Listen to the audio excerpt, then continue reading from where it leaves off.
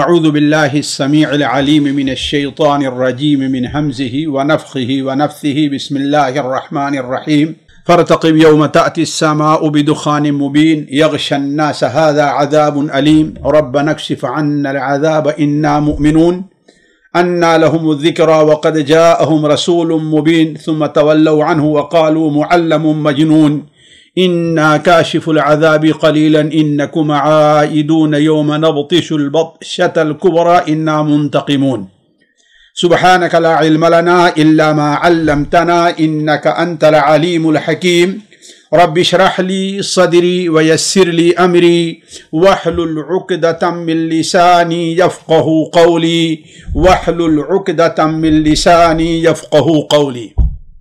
ساتھیو، السلام علیکم ورحمۃ اللہ وبرکاتہ. قیامت کی نشانیوں یا علامات قیامت کا جو سلسلہ آج کئی ہفتے سے چل رہا ہے، آج انہی نشانیوں میں سے ایک نشانی کا ذکر آپ کے سامنے، یا دو نشانیوں کا ذکر وقت جیسا رہے آپ کے سامنے کیا جاتا ہے. دیکھیے، یہ بات میں شروع ہی میں آپ لوگوں کے سامنے رکھ چکا ہوں کہ قیامت کی جو بڑی نشانیاں ہیں یا قیامت کی جو نشانیاں ہیں، کچھ نشانیاں ایسی ہیں جو قیامت کے بالکل قریب ہونے کی نشانی ہے. ایک تو قیامت کی نشانی ہے، ایک قیامت کے بالکل قریب ہونے کی، بلکہ ایک نشانی قیامت کے واقع ہونے کی نشانی ہے. تو قیامت کی وہ نشانیاں جو بالکل قیامت کے قریب ہوں گی، ان میں جو نشانیاں ہیں وہ دو قسم کی ہیں. کچھ نشانیاں وہ ہیں جن کا تعلق عالم ارضی سے ہے، یعنی ان کا تعلق زمین سے ہے. زمین دھس جانا ہے، فساد مچ جانا ہے، زلزلے پیدا ہونا ہے، دجال کا آنا ہے، مہدی کا ظہور ہے، عیسیٰ ابن مریم کا نزول ہے. یہ سارا تعلق کیا ہے؟ اہل زمین اور زمین باسیوں سے ہے. البتہ کچھ نشانیاں ایسی ہیں جن کا تعلق عالم علوی سے ہے، یعنی ہمارے آپ کے سامنے آسمان ہے، سورج ہے، چاند ہے، یہ ہے. کچھ نشانیوں کا تعلق ان سے ہے. تو اب تک جن نشانیوں کا ذکر ہوا وہ عموماً بلکہ سارے کے ساری وہی تھی جن کا تعلق عالم سفلی سے ہے، دنیا سے ہے.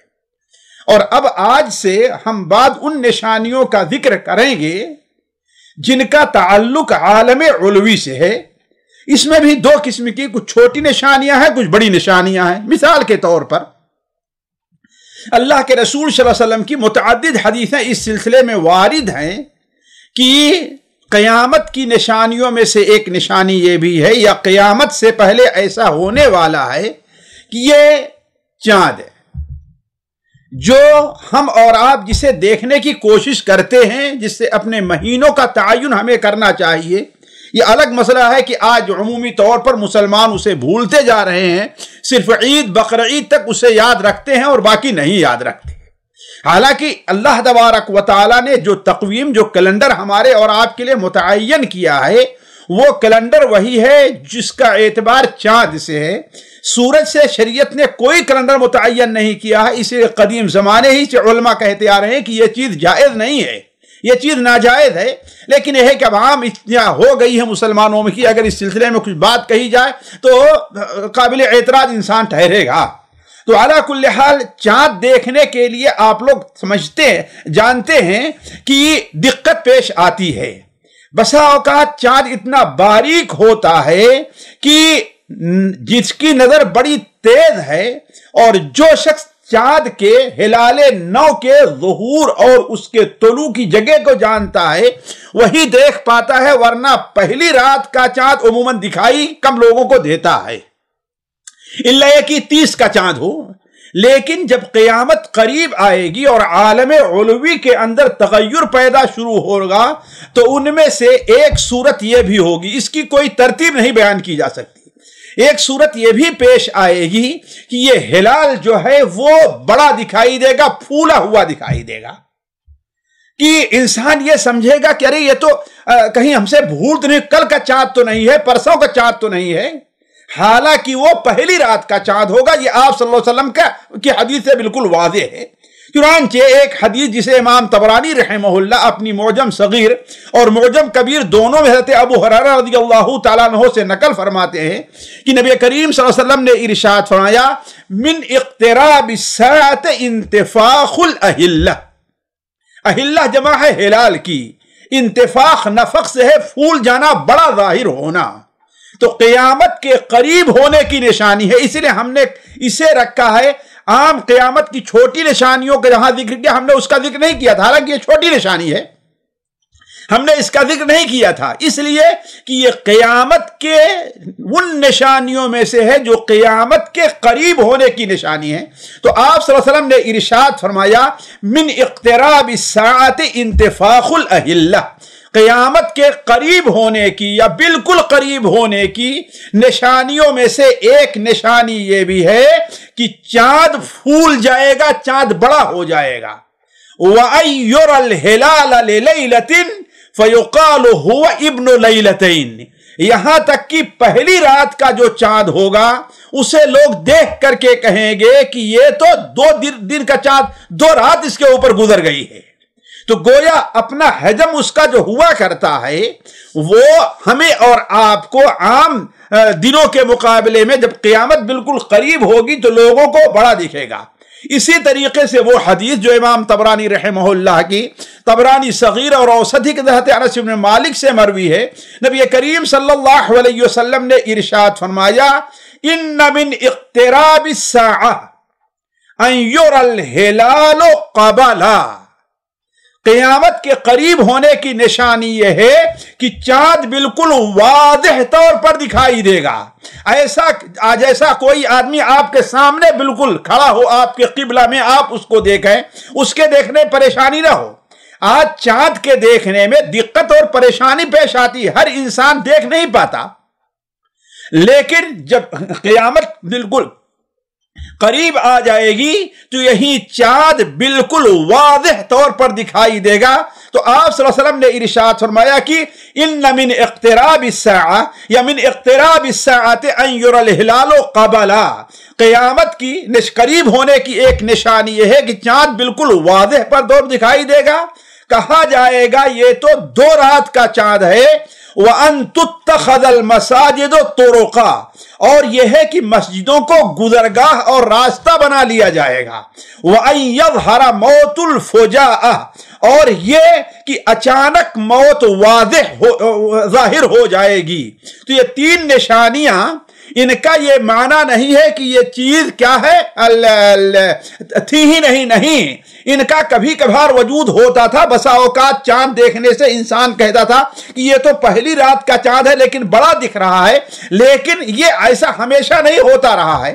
ایسے ہی مسجد سے لوگ گزرگاہ بعد لوگ بے دین یا جن کو غیرت اسلامی کم ہوتی اس کو بناتے ہیں، لیکن یہ ہے کہ عام نہیں ہے۔ آج بھی مسجد کا اتنا احترام ہے کہ فاسق سے فاسق انسان بھی اس کے اوپر اعتراض کرتا ہے۔ ایسے ہی اچانک موت آج بھی ہوتی ہے، انسان سوتا ہے اور سوتا ہی رہ گیا، یا انسان آپ کے سامنے سے نکلا 5 منٹ کے بعد 2 منٹ خبر آتی ہے کہ اس کا انتقال ہو گیا۔ لیکن اس کا معنی یہ ہے کہ قیامت سے پہلے یہ چیز بالکل عام ہو جائے گی، یعنی ہر مہینے جب چاند نکلے گا تو بڑا ہی دکھے گا۔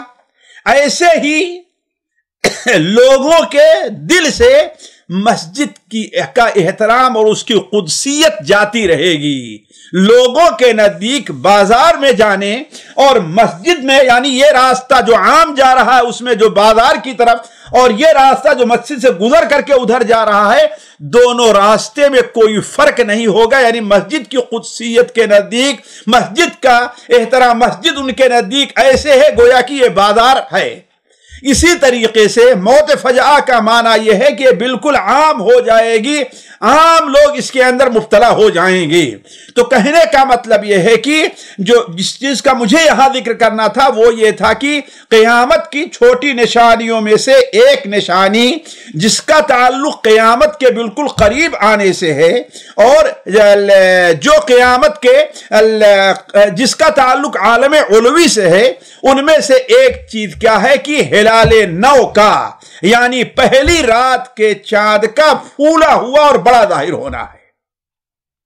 اسی طریقے سے آج ہمیں آپ کے سامنے جو نشانی رکھنی ہے بڑی نشانیوں میں سے، جس کا ذکر صراحت کے ساتھ بڑی نشانیوں میں حضرت حذیفہ ابن اسید کی جو حدیث بار بار آپ کے سامنے ہم رکھ چکے ہیں، ان میں جو گنایا گیا ہے وہ یہ کیا ہے کہ عام دھواں کا، یعنی ایسا پیدا ظاہر ہوگا کہ پوری فضا کے اندر بالکل چاروں طرف دھواں ہی دھواں دکھائی دے گا، اس سے کسی کو بچاؤ نہیں ہوگا، بلکہ وہ ایک عذاب کی صورت اختیار کر لے گا اور ہر انسان اس سے پریشان ہو جائے گا۔ چنانچہ اللہ تبارک و تعالی سورہ الدخان میں ارشاد فرماتا ہے فَارْتَقِبْ يَوْمَ تَأْتِي السَّمَاءُ بِدُخَانٍ مُبِينٍ، انتظار کر لو، یہ لوگ آپ کی بات نہیں مانتے ہیں تو اس دن کو یاد کریں کہ یأتی السماء بدخان، تأتی السماء بدخان مبین، ایک واضح اور صریح دھواں آسمان کے اندر ظاہر ہوگا، یغشی الناس، یہ دھواں لوگوں کو ڈھانپ لے گا، یعنی یہ دھواں کسی ایک گاؤں، ایک شہر، ایک ملک تک نہیں رہے گا، بلکہ یغشی الناس، سارے لوگوں کو ڈھانپ لے گا۔ ھذا عذاب علیم، اور یہ کیا ہے؟ دردناک عذاب ہوگا، اس سے لوگ پریشان ہو جائیں گے، کہیں گے ربنا اکشف عنا العذاب انا مؤمنون، اے اللہ تعالیٰ اس عذاب کو ہم سے دور کر دے، ہم ایمان لانے والے ہیں، لیکن وہ عذاب دور نہیں ہوگا۔ اللہ تعالیٰ فرماتا انا لہم الذکریٰ، اب نصیحت حاصل کرنے سے کیا فائدہ ہے؟ اس وقت نصیحت کوئی فائدہ نہیں دے گی۔ وقد جاءہم رسول مبین، کھول کر کے بیان کرنے والا، صاف صاف باتیں، صاف الفاظ میں نصیحت کر دینے والا رسول ان کے پاس آ چکا ہے۔ ثم تولوا عنہ وقالوا معلم مجنون، تو ان لوگوں نے رسول کو جھٹلایا، اس سے پیٹ پھیرا، اس سے منہ پھیرا اور کہا تو یہ تو سکھایا پڑھایا جادوگر ہے۔ لیکن انا کاشف العذاب قلیلا انکم عائدون، اگر ہم تھوڑی دیر کے لیے یہ عذاب تم پر سے ہٹا بھی دیں، پھر تم وہی اپنی بری حرکت کرو گے۔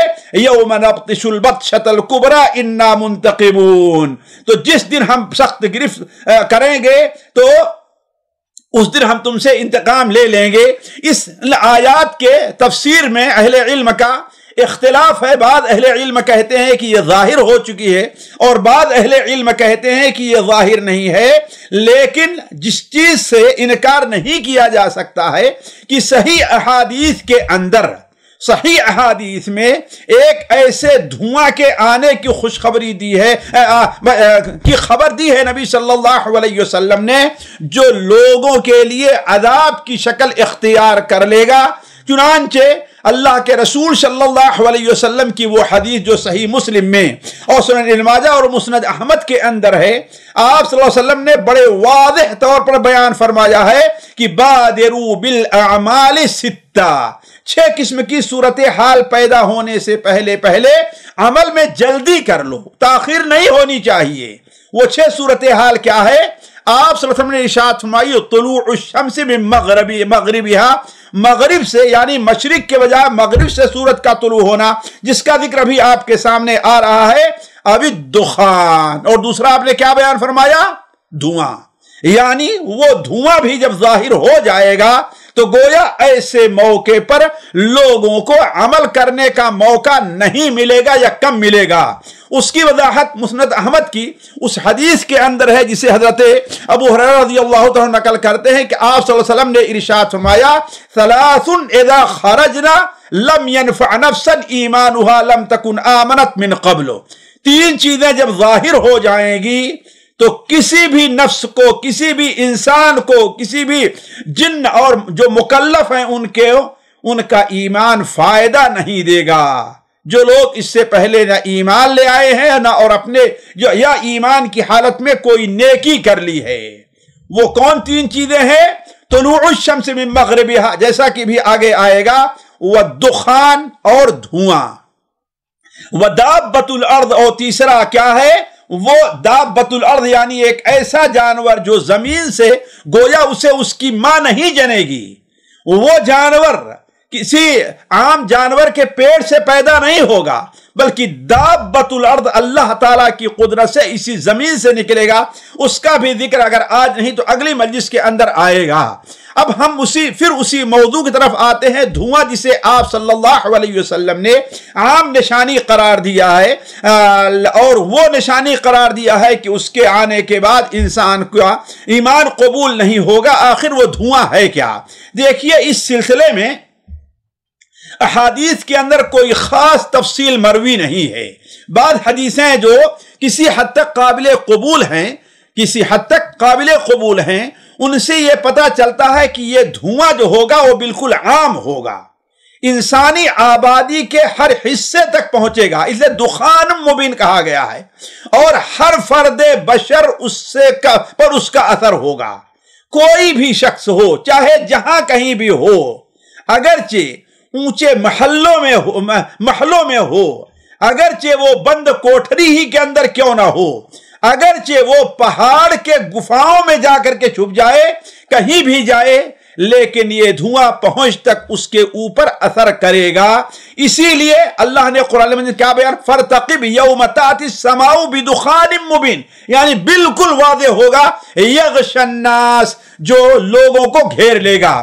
اگر اس کی مثال آپ، حالانکہ اللہ تبارک و تعالیٰ کے لیے مثال نہیں دی جا سکتی، لیکن ہم سمجھ کے قریب کرنے کے لیے یہ بات کر رہے ہیں کہ ایک کمرہ ہے، اور اس کمرے کو چاروں طرف سے بند کر دیا جائے، اور اس کمرے میں اگر دھواں بھر جائے کسی آگ کی وجہ سے یا کسی وجہ سے، تو سمجھیے کہ اس کمرے کے اندر رہائش انسان کے لیے کس قدر مشکل اور پریشان کن ہو جائے گی۔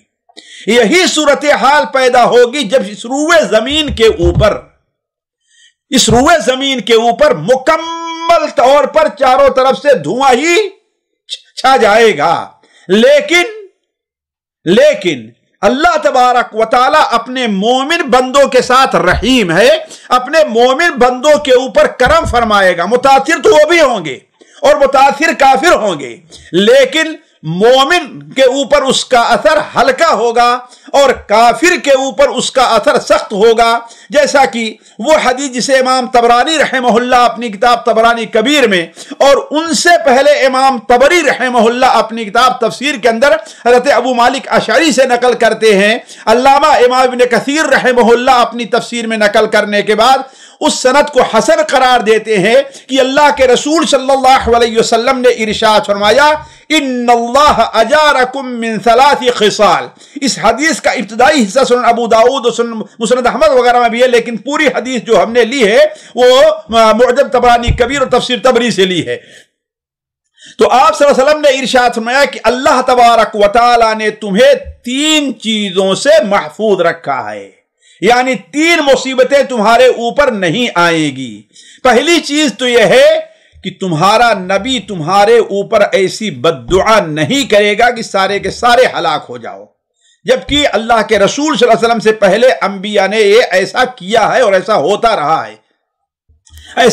رہا ہے، لیکن اللہ کے رسول صلی اللہ علیہ وسلم نے یہ دعا نہیں کی ہے کہ امت پوری کے پوری ہلاک ہو جائے۔ ہاں، جزوی طور پر امت کو پریشانی یا ہلاکت ہوگا، کسی ایک شہر میں طوفان آیا، کسی ایک شہر میں سیلاب آیا، لیکن اپنے گناہوں کے عوض، نبی کی مخالفت کے عوض پوری امت مسلمہ ہلاک ہو جائے، ایسا نہیں ہو سکتا۔ اور دوسری چیز کیا ہے، وَأَلَّا يَظْهَرَ أَهْلُ الْبَاطِلِ عَلَى أَهْلِ الْحَقِّ، اور اللہ تعالیٰ نے تمہیں اس سے بھی محفوظ رکھا ہے کہ اہل باطل اہل حق کے اوپر غالب آ جائیں۔ اس کا معنی کیا ہے؟ یعنی ایسا نہیں ہو سکتا ہے کہ اہل باطل اکٹھا ہو کر کے ساری دنیا اور تمام دنیا کے مسلمانوں کے دین کو بدل دیں اور انہیں باطل کے اوپر آمادہ کر دیں، جیسا کہ پچھلے قوموں کے ساتھ یہ چیز ہوتا رہا ہے اور یہ چیز ہوتی رہی ہے۔ اور تیسری چیز یہ ہے کہ وَأَلَّا تَجْتَمِعُوا عَلَى ضَلَالَةٍ، اللہ نے تمہیں اس سے بھی محفوظ رکھا ہے کہ پوری کی پوری امت ضلالت اور گمراہی پر اکٹھا نہیں ہو سکتی، یعنی امت کے افراد کم ہوں یا زیادہ ہوں، اکثریت ہو یا اقلیت ہو، یہ تو ہو سکتا ہے کسی گمراہ کن عقیدے کسی گمراہ کسی باطل عقیدے یا کسی گناہ کے کام پر وہ صحیح سمجھے اور اس کے اوپر عمل کرنا شروع کر دیں. لیکن ایسا نہیں ہو سکتا ہے کہ ساری دنیا کے مسلمان، خصوصاً مسلمانوں میں اہل علم کا جو طبقہ ہے، کسی چیز باطل کے اوپر اس کے حق ہونے کا فتویٰ دے دے. ایسا نہیں ہو سکتا. اسی لیے علماء کہتے ہیں کہ جس طریقے سے قرآن مسلمانوں کے لیے حجت ہے، اللہ کے رسول کی حدیثیں مسلمانوں کے لیے حجت ہے، ایسے ہی امت کا اجماع بھی مسلمانوں کے لیے حجت ہے. اسی لیے ہمیں چھوٹے جو طالب علم ہیں یا صرف بعض وہ لوگ جو جذباتی ہوتے ہیں، اردو پڑھ کر کے کچھ معلومات حاصل کر لیتے ہیں، تو ایسے فتوے اور ایسے مسائل بیان کرنا شروع کر دیتے ہیں کہ امت کے علماء نے، بڑے بڑے علماء سے کسی نے بیان نہیں کیا ہے. تو اس سے پرہیز کرنا چاہیے. اگر کوئی چیز کسی آیت سے یا کسی حدیث سے آپ کی سمجھ میں آ رہی ہے تو اس کے بارے میں اس وقت تک فتویٰ نہ دیا جائے جب تک یہ نہ دیکھا جائے کہ کہیں کیا علماء کبار جو علماء ہیں جن کا اعتبار ہے ان میں سے کوئی اس کا قائل رہا ہے کہ نہیں رہا ہے. اور یہ چیز علماء اہل سنت و جماعت کے نزدیک متفق علیہ چلی آ رہی ہے. بعض علماء اگر میں ان کا نام لینا چاہوں تو متقدمین و متاخرین میں سے کہہ سکتا ہوں کہ وہ کسی مسئلے پر بحث کرتے ہوئے کہتے ہیں کہ میں یہ سمجھ رہا ہوں کہ یہ حق ہے، لیکن میں دیکھ رہا ہوں کہ کسی عالم نے یہ بات نہیں کہی ہے. اگر کسی عالم نے ہم سے پہلے یہ بات کہی ہے تو میرا یہی مسئلہ ہے، ورنہ تمام علماء جس طرف ہیں میں اسی کا قائل ہوں. یہ ہے علم اور اس کے اوپر عمل کرنا چاہیے. اس کے بعد آپ صلی اللہ علیہ وسلم نے ارشاد فرمایا کہ یہ 3 چیزیں ہیں جس سے اللہ نے تمہیں محفوظ رکھا ہے. وَرَبُّكُمْ أَنذَرَكُمْ ثَلَاثًا، اور رب تمہیں 3 چیزوں سے ڈرا رہا اور متنبہ کر رہا ہے. اور میں اپنی تقریباً ہر مجلس کے اندر یہ بات آپ کے سامنے رکھی ہے کہ یہ قیامت کی نشانیوں کا جو بیان ہے وہ ہمارے اور آپ کے لیے تنبیہ ہے، صرف علم کے طور پر نہیں ہے کہ ہم یہ سنیں تو ان حالات سے پہلے ہمیں جو عمل کر سکتے ہیں یا ہمیں تیاری جو کرتے ہیں اس کے کرنے کی کوشش کریں. تو آپ صلی اللہ علیہ وسلم نے ارشاد فرمایا کہ وَرَبُّكُمْ أَنذَرَكُمْ ثَلَاثًا، تمہارا رب تمہیں 3 چیزوں سے متنبہ کر رہا ہے، ڈرا رہا ہے. پہلی چیز کیا ہے؟ الدخان، دھواں. یاخذ المؤمن منہ کالزکمہ، مومن پر اس دھواں کا جو اثر ہوگا تو ایسے ہوگا کہ اسے زکام لگ جائے گا، چھینکیں آنی شروع ہو جائے گی، ناک بہنے لگے گی، کان سے پانی، آنکھوں سے پانی آنا شروع ہو جائے گا، جیسا کہ الرجی کی صورت میں کیفیت ہوتی ہے. تو مومن کے لیے یہ کیفیت کیا ہوگی؟ زکام جیسی ہوگی. وَيَأْخُذُ الْكَافِرُ فَيَنْتَفِخُ، اور کافر کو جب دھواں لگے گا تو کافر کے جسم میں داخل ہو جائے گا، ناک سے، کان سے، منہ سے، یہاں تک کہ وہ بالکل پھول جائے گا. وَيَخْرُجُ مِنْ كُلِّ مَسْمَعٍ مِّنْهُ، اور اس کے جسم کے ہر سوراخ سے باہر آیا چاہے گا، حتیٰ کہ رونگٹوں سے ہی باہر نکلے گا. یعنی اس سے اس قدر تکلیف ہوگی. اور دوسری چیز جس سے آپ نے ہمیں اور آپ کو اللہ تعالی ہمیں اور آپ کو ڈراتا ہے وہ دابہ، یعنی ایک ایسے عجیب جانور کا خروج ہے. اور تیسرا دجال ہے جس کی بارے میں تفصیل پچھلے مجلس میں گزر چکی ہے. اسی طریقے سے دھواں سے متعلق ایک اور بات جو کسی صحیح حدیث میں تو نہیں ہے، البتہ حضرت حذیفہ رضی اللہ تعالی عنہ سے ایک اثر قابل اعتبار حد تک آتا ہے، جسے حافظ ابن حجر رحمہ اللہ نے فتح الباری کے اندر بھی نقل کر کے اسے کچھ قوی قرار دیا ہے کہ یہ دھواں تقریباً 40 سال رہے گا، لیکن یہ 40 دن رہے گا، لیکن یہ کسی حدیث میں نہیں ہے. 40 دن تک رہے گا جس سے لوگ پریشان ہو جائیں گے. چنانچہ وہ بیان کرتے ہیں کہ یملأ ما بین المشرق والمغرب، یہ دھواں مشرق اور مغرب چاروں طرف کا احاطہ کر لے گا. یمکث 40 یوما، اس دنیا میں وہ 40 دن رہے گا. فاما المؤمن فیصیبہ کالزکمہ، مومن کو تو زکام کے طریقے سے یہ پکڑے گا، لاحق ہوگا. وَأَمَّا الْكَافِرُ البتہ جہاں تک کافر کا تعلق ہے، جب اس کے جسم کے اندر بھر جائے گا تو اس کے کان سے ہی باہر آئے گا، اس کے نتنوں سے ہی باہر آئے گا، اس کے پیچھے کے راستے سے باہر آئے گا، یہاں تک کہ ہر راستہ جو اس کے نکلنے کا ہے نکلنے گا، اور اس سے اس کو بڑی تکلیف ہوگی۔ اسی طریقے سے ساتھیو یہی دن ہوں گے کہ عالم سفلی میں تبدیلی شروع ہو جائے گی، تو ایک اور چیز ہوگی کہ سورج مغرب سے طلوع ہوگا۔ دیکھیے اللہ تبارک و تعالی نے سورج کو اپنی ایک عظیم نشانی قرار دی ہے، اور اگر انسان سوچے تو اللہ تبارک و تعالی کی قدرت کے عجیب سے عجیب نمونوں میں سے سورج کا ہے، لیکن ہم اور آپ اس پر توجہ کیوں نہیں دیتے؟ اس سے ہلکی چیزوں کے اوپر ہم تعجب کرتے ہیں، لیکن سورج کی آمد و رفت پر ہم تعجب نہیں کرتے۔ ذرا غور کریں کہ یہ سورج آج کتنے ہزار سال سے نکل رہا ہے اور غروب ہو رہا ہے، ارب سال سے نکل رہا ہوگا، غروب ہو رہا ہوگا، لیکن اولاً تو اس کی جو روش رفتار ہے اس میں کبھی فرق نہیں پڑا ہے کہ کسی دن تیز چل رہا ہے اور کسی دن ہلکا ہے۔ اور دوسری چیز، اس کی جو ٹائمنگ ہے، وقت جو ہے، آپ دیکھیے مثال کے طور پر آج دسمبر کی مان لیا جائے کہ 25، 26، 27 تاریخ ہو، آج سے 10 سال، 50 سال، 100 سال، 1000 سال پہلے بھی دسمبر کی 25 تاریخ کو سورج بعین نہیں اسی گھنٹے، اسی منٹ، اسی سیکنڈ پر طلوع ہوتا تھا، فرق نہیں پڑا ہے۔ یہ دیکھیے اللہ کی کیسی عجیب سی قدرت ہے، اس کے اوپر غور کرے۔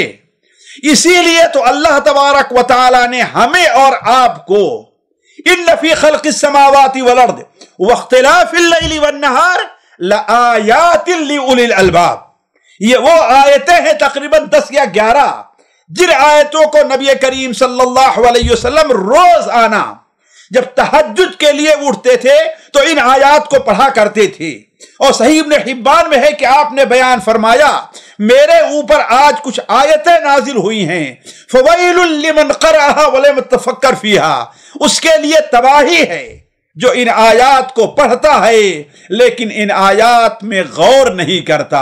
ان فی خلق السماوات والارض واختلاف اللیل والنہار لآیات لأولی الالباب، عقل مندوں کے لیے اس میں نشانیاں ہیں۔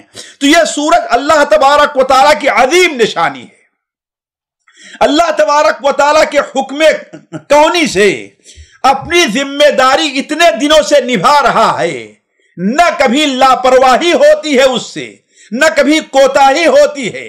کس مستعدی کے ساتھ ذرا آپ دیکھیں کہ مشرق سے روز آنا طلوع ہوتا ہے اور مغرب میں غروب ہو جاتا ہے۔ والشمس تجری لمستقر لها ذلك تقدیر العزیز العلیم والقمر قدرناه منازل حتى عاد كالعرجون القديم لا الشمس ينبغي لها أن تدرك القمر ولا الليل سابق النهار وَكُلٌّ فِي فَلَكٍ يَسْبَحُونَ، اور سورج اپنی گزرگاہ پر چل رہا ہے، کس حساب سے چل رہا ہے؟ ذَلِكَ تَقْدِيرُ الْعَزِيزِ الْعَلِيمِ، یہ زبردست علیم رب اللہ کی علیم ہستی کا مقرر کردہ یہ نظام ہے۔ اور چاند اپنی منزلیں جو اللہ نے مقرر کی ہے اس کے اوپر جو ہے وہ چل رہا ہے، یہاں تک کہ کبھی آپ کو کھجور کی ٹہنی کے طریقے سے سوکھی ہوئی ٹہنی کے طریقے سے دکھائی دے گا۔ لَلشَّمْسُ يَنبَغِي لَهَا، اسی افق کے اندر سورج بھی ہے اور چاند بھی ہے، نہ کبھی سورج چاند سے ٹکراتا ہے نہ چاند سورج سے ٹکراتا ہے، اور نہ ہی کبھی سورج کہ جو اللہ نے مقرر کر دی ہے منزل سورج کا مسار اور چاند کی جو منزلیں مقرر کر دی ہیں اس میں کبھی آگے پیچھے نہیں ہوتا، بلکہ اپنے اس مدار کے اوپر سارے کے سارے دونوں رواں دواں ہیں۔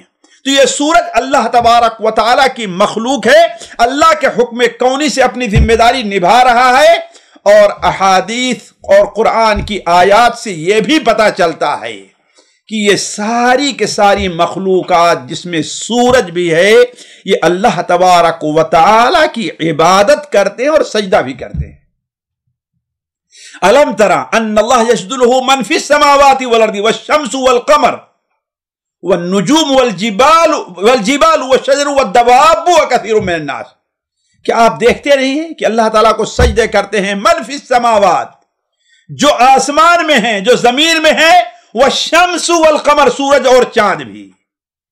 लेकिन क़यामत से पहले अल्लाह तबारक व तआला ये कौनी जो निज़ाम रखा है उसमें एक तब्दीली कर देगा, और वो तब्दीली उनमें से एक चीज ये भी होगी कि सूरज मशरिक के बजाय मगरिब से तुलू हो जाएगा। जैसा कि अल्लाह तबारक व तआला कुरान मजीद में इसका जिक्र किया है। अल्लाह ताला फरमाता है यौम यअती बअदु आयाति रब्बिक ला यनफउ नफ्सन ईमानुहा लम तकुन आमनत मिन क़ब्ल व कसबत फी ईमानिहा खैरा। यौम यअती बअदु आयाति रब्बिक, जिस दिन अल्लाह ताला की बाद निशानियां आ जाएंगी। जमहूर मुफस्सिरीन, उन मुफस्सिरीन से हट करके चाहे वो तदब्बुर का दावा करें लेकिन उनका एतबार हदीसों पर नहीं है, उनसे हट करके उनकी बात ये तो गुमराही और दलालत, उसको छोड़ दीजिए। जमहूर मुफस्सिरीन जो कुरान और हदीस पर एतमाद करते हैं वो इससे मुराद लेते हैं कि बाद आयात रब्बिक, अल्लाह ताला की बाद आयात और निशानियों से मुराद क्या है? सूरज का मगरिब से तुलू होना है। अल्लाह ताला फरमाता है यौम यअती बअदु आयाति रब्बिक, जिस दिन अल्लाह तबारक व तआला की बाद निशानियां जाहिर हो जाएंगी तो ला यनफउ नफ्सन ईमानुहा, किसी भी नफ्स को उसका ईमान लाना, किसी भी जान को यानी इंसान को और जिन्न को उनका ईमान लाना फायदा नहीं देगा अगर वो उससे पहले ईमान नहीं ला चुके हैं, और कसबत फी ईमानिहा खैरा, या अपने ईमान में उन्होंने नेकी का काम नहीं कर लिया है। सही बुखारी में, सही मुस्लिम में हजरत अबू हुरैरा रज़ियल्लाहु तआला अन्हु की रवायत है कि अल्लाह के रसूल सल्लल्लाहु अलैहि वसल्लम ने इरशाद फरमाया ला तक़ूमुस्साअ हत्ता तत्लुअ अश-शम्सु मिन मग़रिबिहा, क़यामत उस वक्त तक कायम नहीं होगी यहां तक कि सूरज अपने गुरूब की जगह से यानी मगरिब से दोबारा तुलू हो जाए। फ़इज़ा तलअत, जब सूरज मशरिक के बजाय मगरिब से तुलू होगा, फराअन्नास आमनु अजमऊन, तो सारे के सारे लोग दुनिया के ईमान ले आएंगे। आप फरमाया फज़ालिका हीना, ये उस वक्त की बात है, ला यनफउ नफ्सन ईमानुहा लम तकुन आमनत मिन क़ब्ल व कसबत फी ईमानिहा खैरा। गोया कि आपने यही आयत तिलावत फरमाई। ये वो तफसीरात है जो तफसीर नबवी है, और आपकी तफसीर जहां कहीं मुजमल की तफसील होती है, मुतलक को मुक़य्यद करना होता है, आम को खास करना होता है, वहीं किसी मुबहम चीज की वदाहत भी हुआ करती है। और यहां पर वही मामला है मुबहम, आयत का और निशानी का मामला, बाद निशानी ये मुबहम चीज है क्या है, हदीस ने आकर के उसको वाज़ेह कर दिया है कि इससे मुराद क्या है, मगरिब से सूरज का तुलू होना है। इसकी मजीद वजाहत है अबू ज़र रज़ियल्लाहु तआला अन्हु की उस तवील हदीस में है जो सही बुखारी में है और सही मुस्लिम में भी, अलबत्ता सही मुस्लिम के अंदर थोड़ी सी तफसील है कि आप सल्लल्लाहु अबू ज़र सहाबे किराम से कहा अतदरून ऐन तज़हबु हाज़िही शम्स, तुम्हें मालूम है कि यह सूरज कहां जाता है? सहाबा ने अर्ज किया कि अल्लाह और उसके रसूल बेहतर जानते हैं। आप सल्लल्लाहु अलैहि वसल्लम ने फरमाया कि यह सूरज अपने मदार के ऊपर अपने ठिकाने पर चलता हुआ अर्श के नीचे जाता है और वहां पर सजदे में गिर जाता है। फला तजालु कज़ालिक, ऐसे सजदे में गिरा रहेगा देर तक, यहां तक कि अल्लाह ताला उससे फरमाएगा कि इर्तफ़ी, उठो, इरजिई मिन हैसु जिअती, जिधर से आई है उधर से तुलू हो जा। इसकी तफसीर में अहले इल्म ये बयान करते हैं कि लोग एक दिन जब क़यामत बिल्कुल करीब का मामला होगा, बहुत से पड़ोसी में रहने वाले, एक दूसरे के पड़ोस में रहने वाले, तहज्जुद पढ़ने वाले लोग नमाज पढ़ते पढ़ते उकता जाएंगे, उफुक के ऊपर नजर करेंगे लेकिन सूरज नहीं, फजर नहीं तुलू हो रही है, फजर नहीं तुलू हो रही है। दूसरे लोग जो काम और काज वाले हैं वो लोग भी उठेंगे, कहेंगे आज उजाला नहीं हो रहा है, रोज आ रहा तो तब तक उजाला हो जाया करता था, क्या मामला है? یہاں تک کہ کہا جاتا ہے کہ جیسے دوپہر کا وقت اتنی دیر ہو جائے گی، اتنی دیر ہو جانے کے بعد پھر اچانک لوگ افق مغرب کی طرف اپنی نظر جمائے ہوں گے کہ اچانک دیکھیں گے کہ روشنی پھیل رہی ہے۔ پریشان ہو کر کے جب پیچھے کی طرف دیکھیں گے تو دیکھیں گے کہ یہی سورج مشرق کے بجائے آج مغرب سے طلوع ہو رہا ہے، اور وہاں سے ہوتے ہوتے نصف نہار تک آئے گا اور پھر واپس جا کر کے ڈوب جائے گا۔ اس کے بعد سے اس کی کیفیت وہی پرانی مشرق سے طلوع ہونا اور مغرب سے غروب ہونا ہے۔ تو آپ صلی اللہ علیہ وسلم نے ارشاد فرمایا کہ سورج اللہ کے تعالیٰ کے لیے سجدے میں گر جائے گا، برابر ایسے چلتا رہتا ہے یہاں تک کہ ایک دن جب آخری دن آئے گا تو اللہ تعالیٰ اس سے فرمائے گا کہ ارتفعی، سر اٹھا، وارجعی، اور ادھر ہی واپس لوٹ جا جس سے تو آیا ہے۔ یعنی گویا کہ مشرق کے بجائے جو ہے وہ مغرب سے طلوع ہوگا، اور جب یہ وقت ہوگا تو سارے کے سارے لوگ ایمان لے آئیں گے۔ ساتھیوں، میں سمجھتا ہوں کہ یہ دن روئے زمین کا سب سے کالا دن ہوگا، سب سے مشکل اور پریشان کن دن ہوگا۔ یہ دن ایسا ہوگا کہ آج تک دنیا کے اندر بڑے مصائب آئے ہیں، بڑی پریشانیاں آئی ہیں، لیکن اتنا کالا دن، اتنا پریشان کن دن اس دنیا کے اوپر طوفان نوح بھی آیا ہے، اس دنیا میں دجال بھی آئے گا، اس دنیا کے اندر یاجوج اور ماجوج بھی آئیں گے، اس دنیا میں قوم عاد و ثمود بھی ہلاک کی گئی ہے، لیکن ایسا کالا دن ابھی تک آیا نہیں ہوگا۔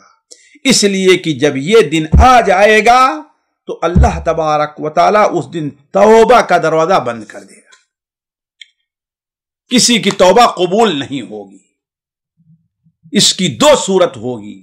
ایک صورت تو یہ ہے کہ انسان جو توبہ کرنا چاہے گا شرک سے، کفر سے، گناہ سے، اللہ تبارک و تعالی اس کی اب توبہ قبول نہیں کرے گا، اس کا ایمان نہیں قبول کرے گا۔ دوسری صورت یہ ہوگی کہ اس کے اندر ایمان تو ہوگا لیکن وہ اپنے ایمان سے ابھی تک فائدہ نہیں اٹھایا ہوگا۔ مسلمان ہوگا لیکن نماز نہیں پڑھتا ہوگا، مسلمان ہوگا لیکن قرآن کی تلاوت نہیں کرتا ہوگا، مسلمان ہوگا لیکن اللہ کا ذکر نہیں کرتا ہوگا، مسلمان ہوگا لیکن زکوٰۃ نہیں دیتا ہوگا۔ تو ایسے دونوں قسم کے لوگ جب سورت کو اس حالت میں دیکھیں گے تو توبہ کریں گے، لیکن اللہ تعالیٰ ان کی توبہ قبول نہیں کرے گا۔ ایک آدمی ہزاروں کو تکلیف پہنچایا ہوگا، ہزاروں کا مال کھایا ہوگا، لیکن وہ اب توبہ کرنا چاہے گا، لوگوں کے مال واپس کرنا چاہے گا، اللہ تبارک و تعالیٰ اب ایسا نہیں کرے گا۔ چنانچہ مسند احمد کے اندر اللہ کے رسول صلی اللہ علیہ وسلم کا فرمان ہے کہ آپ نے بیان فرمایا وَلَا تَنْقَطِعُ الْهِجْرَةُ مَا تُقُبِّلَتِ التَّوْبَةُ، ہجرت کا دروازہ اس وقت تک، ہجرت کی راہ اس وقت تک نہیں کھلی رہے گی، اس وقت بند ہوگی، اس وقت تک نہیں بند ہوگی جب تک کہ توبہ قبول کی جا رہی ہے، اور توبہ اس وقت تک مقبول ہوتی رہے گی یہاں تک کہ سورج مشرق کے بجائے مغرب سے طلوع ہو جائے۔ فَإِذَا طَلَعَتْ، جب سورج مشرق کے بجائے مغرب سے طلوع ہو جائے گا طُبِعَ عَلَى كُلِّ قَلْبٍ بِمَا فِيهِ وَكُفِيَ النَّاسُ الْعَمَلِ، تو لوگوں کے دل پر جو کچھ ہے اللہ تعالیٰ اس پر مہر لگا دے گا، اور اب جو ہے کسی کا عمل اللہ تعالیٰ قبول نہیں فرمائے گا۔ سنن ابن ماجہ اور مسند احمد حضرت صفوان ابن عسال رضی اللہ عنہ کی ایک حدیث ہے کہ آپ صلی اللہ علیہ وسلم نے ارشاد فرمایا کہ اللہ تبارک و تعالیٰ نے افق مغرب پر ایک اتنا بڑا دروازہ کھولا ہے جس کی پہنائی، جس کی چوڑائی 70 سال تک انسان چل کر کے اس کو پورا کر سکتا ہے، اور یہ دروازہ برابر کھلا رہے گا یہاں تک کہ مشرق کے بجائے سورج مغرب سے طلوع ہو جائے۔ جب سورج مغرب سے طلوع ہو جائے گا تو لوگ ایمان لے آئیں گے، لیکن اس وقت ان کا نہ ایمان قبول ہوگا اور نہ ایمان کی حالت میں جو نیک عمل کیا گیا ہے وہ قبول ہوگا۔ اس سلسلے میں علماء کہتے ہیں کہ اصل قاعدہ یہ ہے کہ خواہ ایمان ہے یا عمل صالح ہے، یعنی عمل صالح ہے کہ نیکی کرنا ہے، اگر اس کا سبب مغرب سے سورج کا طلوع ہونا ہے تو کوئی عمل قبول نہیں کیا جائے گا۔ یعنی وہ توبہ کیوں کر رہا ہے؟ اس لیے کہ اسے یقین ہوگا قیامت آنے والی ہے۔ وہ نماز کیوں پڑھ رہا ہے؟ اس لیے کہ یقین ہو گیا کہ اب جو ہے مغرب سے سورج طلوع ہو گیا ہے۔ تو مغرب سے سورج طلوع ہونے دیکھ کر کے جو آدمی نیک عمل کرے گا، جو آدمی توبہ کرے گا، ایمان لے آئے گا، اس کا یہ کوئی عمل اللہ تعالیٰ قبول نہیں فرمائے گا۔ لیکن جو آدمی یہ کام پہلے سے بھی کرتا رہا ہے، اگرچہ تھوڑی سی کمی وغیرہ رہی ہو لیکن نماز پڑھتا رہا، یہ کرتا رہا ہے، تو اللہ تبارک و تعالیٰ اس کے اس عمل کو جاری رکھے گا، اس کو اس کا اجر دے گا۔ ساتھیو، وقت کافی ہو گیا، اب آگے جو اس سورج کے نکلنے کے بعد اللہ تعالیٰ علامت کے طور پر کہ لوگوں کے جس چہرے پر نشان لگا دے، وہ چیز جو ظاہر ہوگی وہ دابۃ الارض کا خروج ہے، جس کا ذکر ہم آپ کے سامنے اگلی مجلس کے اندر رکھیں گے۔ تب تک کے لیے آپ سے رخصت چاہتے ہیں۔ اللہ تبارک و تعالی ہم میں سے ہر شخص کو ایسی صورتحال پیدا ہونے سے پہلے ایمان اور توبہ کی توفیق عطا فرمائے۔ والسلام علیکم ورحمۃ اللہ وبرکاتہ۔ سامعین کرام، ہمارے علمی اور عوامی دروس اور سوال و جواب کی مجلسوں سے آپ خود بھی مستفید ہوں اور اپنے دوست و احباب کے ساتھ بھی شیئر کریں۔ عین ممکن ہے کہ آپ کے شیئر سے کسی کی اصلاح اور آپ کے لیے صدقہ جاریہ بن جائے۔ واٹس ایپ پر اسلامک میسج حاصل کرنے کے لیے نمبر نوٹ فرمائیں: یعقوب عزیز 00966 5089 59707۔ واٹس ایپ سوال جو آپ گروپ میں ایڈ ہونے کے لیے نمبر نوٹ فرمائیں: عبدالسلام عمری 00966 502627 622۔ نمبر بھیجتے ہوئے نام اور پتہ ضرور لکھیں۔ اسی طرح ہمارے یوٹیوب چینل اسلامی دعویٰ کو ضرور سبسکرائب کریں تاکہ ہماری ہر نئی اور اہم ویڈیو کی اطلاع آپ کو فوری حاصل ہو جائے۔ تمام دروس، مقالات اور سوال و جواب سیریز کے لیے ہماری مشہور ویب سائٹ www.islamidawah.com کا مشاہدہ کرتے رہیں۔ السلام علیکم ورحمۃ اللہ وبرکاتہ۔